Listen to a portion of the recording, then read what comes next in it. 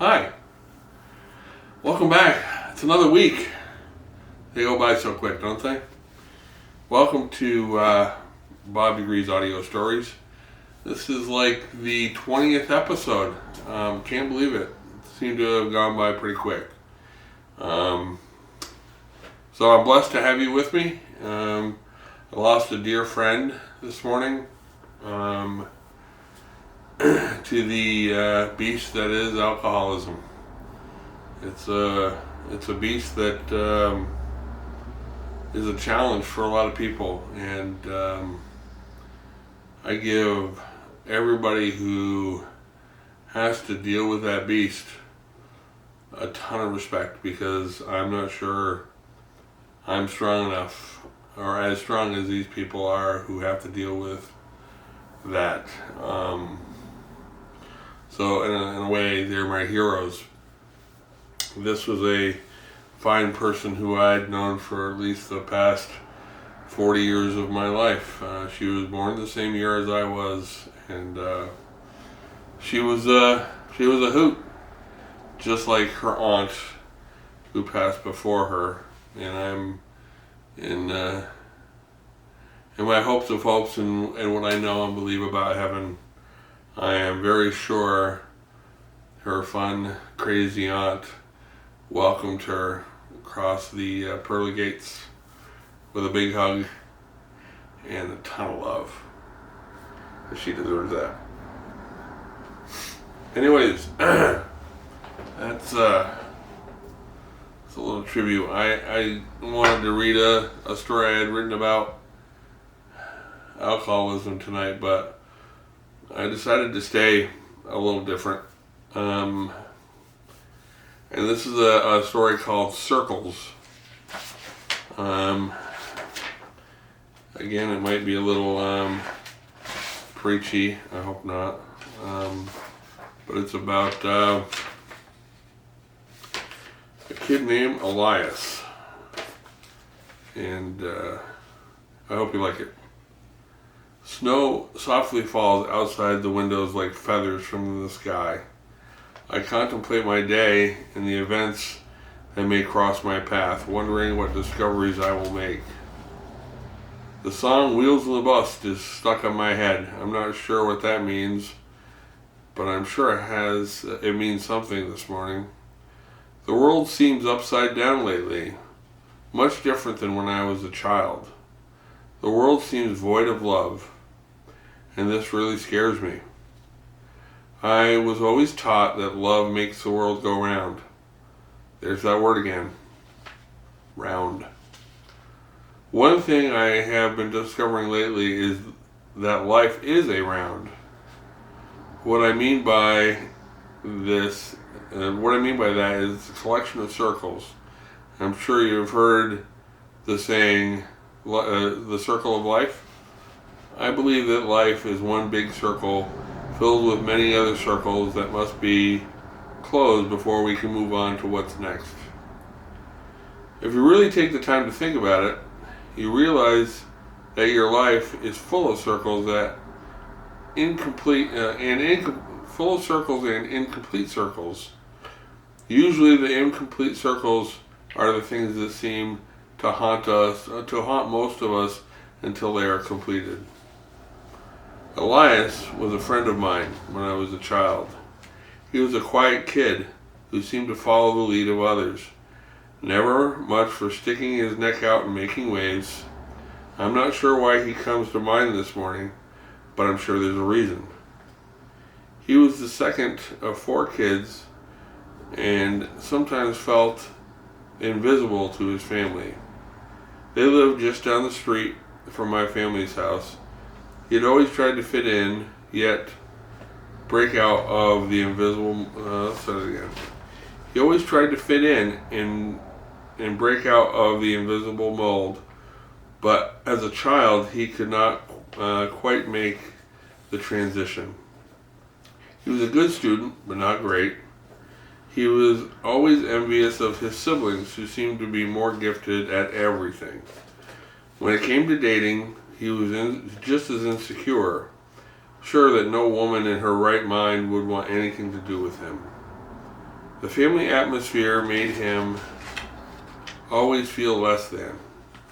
I always felt that it was an extremely heavy weight for such a young man to have to carry. One day in middle school, we went for a walk after school and we talked. I actually did most of the talking while he listened. When I realized this, I asked, "What's going on with you these days?" His silence was deafening. I asked again, thinking maybe he didn't hear me. Again, nothing but silence. I changed the subject and asked him about grades, but again, silence. Seems like he was not secure enough in any subject matter to believe his input was of any value. This made me sad. The world has a way of putting one down and keeping you there if you let it. It's the toughest part of this walk of life. Finding your sweet spot in our existence is a struggle for us all. To find something that we exude pride in and excel at, if not only in our own soul. These days, it seems that folks take a lot of pleasure in pulling themselves up by dragging somebody else down. I guess I was taught by my mom to love. This meant celebrating the things that are wondrous in this world. She taught me that every day, in every way, there are people whose talents could be just being kind, or as simple as appreciating others. Not to feel envy or the need to covet that talent that they have. We are all special in different ways. Sometimes the world is more comfortable talking about people who make lots of money with their given talent. I feel everyone, even what some would consider a bum, which I would consider a person down on their luck, has something of value to share too. Society has minimized folks that are in a tough spot because they do not have what some have been blessed to acquire. What we all fail to understand is that in the flash of a light, that person we disparage could be us. Will this change? Not all at once. Just a circle at a time. Help one person complete their circle, but one has to realize to complete their circle first. What happened to Elias? Well, after I wrote this story, I found out that he indeed had closed his circle and made a lot of people's lives better because he was in it, including mine. Elias gave back every day in his quiet, soft way, never putting his needs before the needs of others. In the circles that he lived in, he was just what the world needed. What people, including me, perceived as a detriment and criticized him for was his gift. Elias passed away at 58, surrounded by his family and many friends. Finally, Elias received from his family what he had always given: unconditional love, which is something we all want. Sorry, I'm a little emotional about that.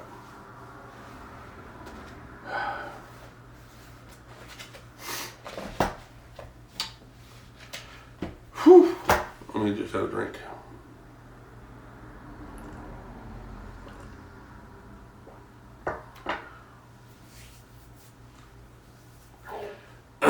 You know, we all love to find the less than. It's not particular to people who are bad or evil. Even people who consider themselves righteous do that. And to me, it's an everyday fight to try to find a way to lift somebody up rather than tearing them down.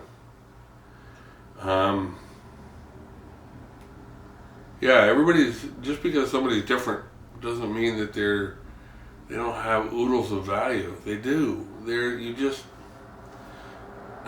I was talking to the new coach at Colchester High School this year, and I told him, I said, you can't judge character by wins and losses. And you know what? You can't judge people by why that they're different than you, or they have a different gift, or their kaleidoscope of colors is different than yours.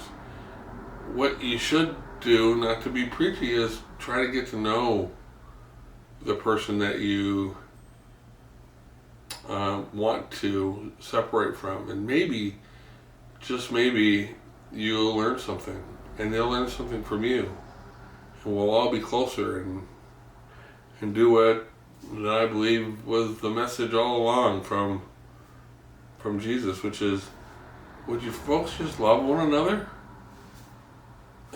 It's as simple as that. But yet, we start wars, we kill people on the streets, we do all sorts of things that I don't think God would really be happy with. But anyways, let's do our best to lift people up so the demons that they're facing are slightly more tolerable. Everything's more tolerable with love.